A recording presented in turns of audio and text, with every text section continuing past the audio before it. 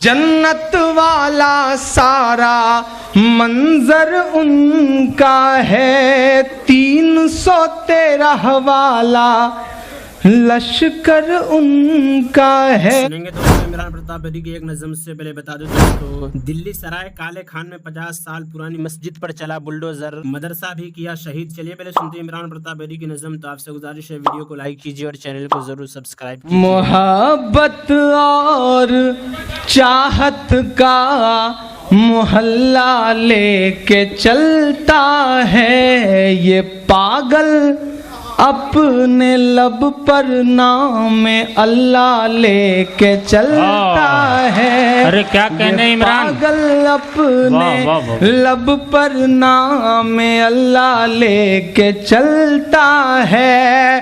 محض اس بات پر قربان تجھ پر اے ابو عاصم. میرا کسی بھی پارٹی سے کوئی جائز یا ناجائز تعلق نہیں ہے, مجھے صرف ان سے محبت ہے. میں پڑھتا ہوں اور اگر سچی بات کہہ سکا ہوں, یہاں سے 1500 کلومیٹر دور بیٹھ کر کے محسوس کر سکا ہوں, اگر سچ ہو تو ایک ایک شخص کی تائید ہو. میں پڑھتا ہوں.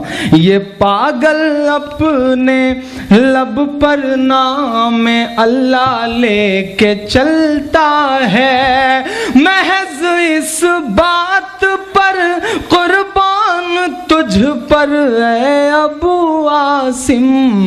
تو اپنے ساتھ گاڑی میں مسلح لے کے چلتا ہے. تو اپنے گاڑی کیا کہنے عمران صاحب, مسلح لے کے چلتا ہے. بہت پیار سے آپ سب سن رہے ہیں. میں پڑھتا ہوں, وقت بہت تھوڑا سا ہے, میں اسی میں کچھ بہتر کرنے کی کوششیں کرتا ہوں. وقت بہت ہے, آگے سے ہٹ جاؤ. یہ دہشت کا ایک نایاب طریقہ ہے,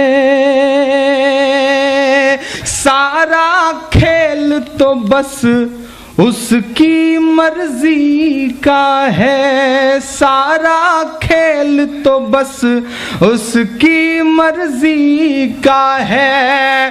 او ساما تو محض ایک سمبل ہی تھے, سب سے بڑا آتنکی تو امریکہ ہے.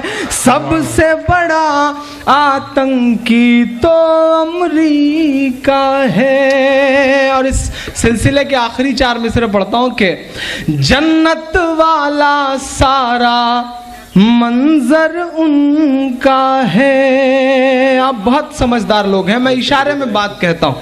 جنت والا سارا منظر ان کا ہے 313 والا لشکر ان کا ہے. 313 والا لشکر ان کا ہے. تو کہتا تھا خاک تلک نہ پائے گا, لیکن اب تو سارا سمندر ان کا ہے. لیکن اب تو سارا سمندر ان کا ہے. کیا کہنے عمران صاحب, آپ نے بڑی گھنگھور تالیاں بجائی ہیں. آپ کی تالیاں ہمارے لیے ویسے ہی ہیں جیسے امر سنگھ کے لیے جیا پردا, تو تھوڑا سا ٹھیک ٹھاک سے بجائیں. میں ایک بہت چھوٹی سی نظم پڑھتا ہوں. عاصم بھائی, پچھلے دنوں آپ نے دیکھا ہوگا کہ ایک بڑا ہائی ٹیک انشن ہوا گجرات میں سدبھاونا مشن کے نام پر. میں چینلوں پہ دیکھ رہا تھا, بالکل نئی نظم پڑھتا ہوں, چینلوں پہ دیکھ رہا تھا, نریندر مودی صاحب بیٹھے تھے, اڈوانی صاحب بیٹھے تھے, پرکاش سنگھ بادل بیٹھے تھے. مجھے اس پہ کوئی حیرت نہیں ہوئی, مجھے حیرت ہوئی پیچھے جو بینر لگا تھا اس پہ مہاتما گاندھی کی تصویر بنی ہوئی تھی. میں سوچنے لگا کہ اس انشن اور اس سدبھاونا مشن پر مہاتما گاندھی کیا سوچ رہے ہوں گے. میں نظم پڑھتا ہوں, ایک نیا پہلو نکالتا ہوں. ناظرین, عمران پرتاپ بدی کی نظم سننے کے بعد آپ اپنی رائے میں کیا کہنا چاہتے ہیں وہ نیچے کمنٹ باکس میں ضرور بتائیں. حضرت اسماء رضی اللہ عنہا فرماتی ہیں, جس زمانے میں حضور صلی اللہ علیہ وسلم کا قریش سے معاہدہ ہو رہا تھا, اس وقت میری مشرک والدہ مکہ مکرمہ سے مدینہ طیبہ آئے. میں نے حضور صلی اللہ علیہ وسلم سے دریافت کیا کہ میری والدہ آئی ہے اور وہ مدد کی طلبگار ہیں, تو کیا میں میں ان کی اعانت کروں؟ تو رسول اللہ صلی اللہ علیہ وسلم نے فرمایا کہ ہاں ان کی اعانت کرو۔ اس حدیث سے معلوم ہوا کہ جس طرح ماں باپ یا دیگر مسلم رشتہ داروں کی مالی مدد ضروری ہے، اسی طرح کافر مشرک ماں باپ یا رشتہ داروں کی اعانت بھی ضروری ہے، بلکہ اگر والدین بے سہارا ہوں، ان کے پاس مال نہ ہوں جس سے گزر اوقات ہو سکے، تو صاحب طاعت اولاد پر اس کا نفقہ واجب ہے۔ اگر اولاد نفقہ نہ دے تو عدالت کے ذریعہ نفقہ دلایا جائے گا۔ اگر والدین پر کسی کا قرض ہو اور اس کا انتقال ہو جائے تو اور ان کے ترکہ میں کوئی مال بھی نہ ہو تو اولاد کو چاہیے کہ ان کے ذمہ کا قرض ادا کریں۔ اسی طرح اگر ان کا کسی سے معاہدہ ہو تو اس کو پورا کرے۔ امام اور زائی کہتے ہیں کہ مجھے یہ بات روایتاً پہنچی ہے، جو شخص اپنے والدین کی زندگی میں نافرمان ہو اور ان کی وفات کے بعد استغفار کرے، اگر ان کے ذمہ قرض ہو تو ان کو ادا کرے اور ان کو برا نہ کہے تو وہ فرما برداروں میں شمار ہو جاتا ہے۔ اور جو شخص والدین کی زندگی میں فرما بردار تھا لیکن ان کے مرنے کے بعد ان کو بھلا کہا ہے اور ان کا قرض ادا کرتا ہے اور ان کے لیے استغفار کرتا ہے تو وہ فرما برداروں میں شمار ہو جاتا ہے۔ والدین کی وفات کے بعد اولاد کا ذمہ آتا ہے کہ ان کو تجہیز و تکفین کرے اور جب ان کو دفن کر دیں تو ہفتہ میں ان کے قبر کی زیارت کرے اور ایصال ثواب کرے۔ آپ صلی اللہ علیہ وسلم نے فرمایا، جو شخص اپنے والدین یا ان میں سے کسی ایک کی قبر کی زیارت ہر جمعہ کو کرے، ان کی مغفرت کی جائے گی اور وہ فرما برداروں میں شمار ہوگا۔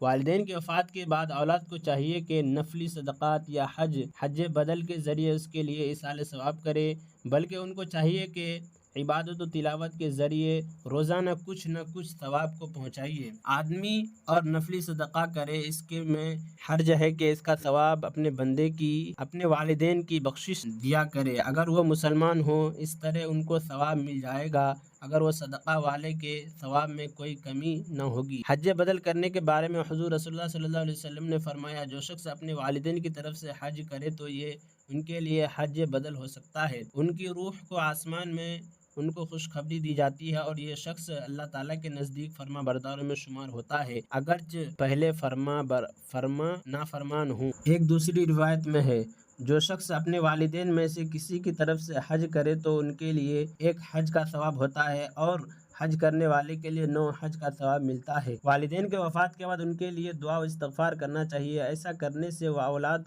کی کوتاہیوں اور غلطیوں کی تلافی ہو جاتی ہے۔ رسول اللہ صلی اللہ علیہ وسلم نے فرمایا، جس شخص کے والدین یا ان میں سے کوئی ایک مر جائے اور وہ شخص ان کی نافرمانی کرنے والا ہوں تو وہ ان کے لیے ہمیشہ دعا و استغفار کرتا رہے، اللہ تعالیٰ ان کو نیک قرار دیتے ہیں۔ جیسے والدین کی زندگی میں ان کے احباب کی تعظیم و توقیر کی جاتی ہے، ویسے ہی ان کا حق والدین کی وفات کے بعد بھی رہتا ہے۔ اولاد کو چاہیے کہ ان کے ساتھ حسن سلوک کرے اور والدین کی دوستی کا حق نبھائے۔ رسول اللہ صلی اللہ علیہ وسلم نے فرمایا، باپ کے ساتھ حسن سلوک کا اعلیٰ درجہ یہ ہے کہ اس کے چلے جانے کے بعد اس کے ساتھ تعلقات رکھنے والے کے ساتھ حسن سلوک کرے۔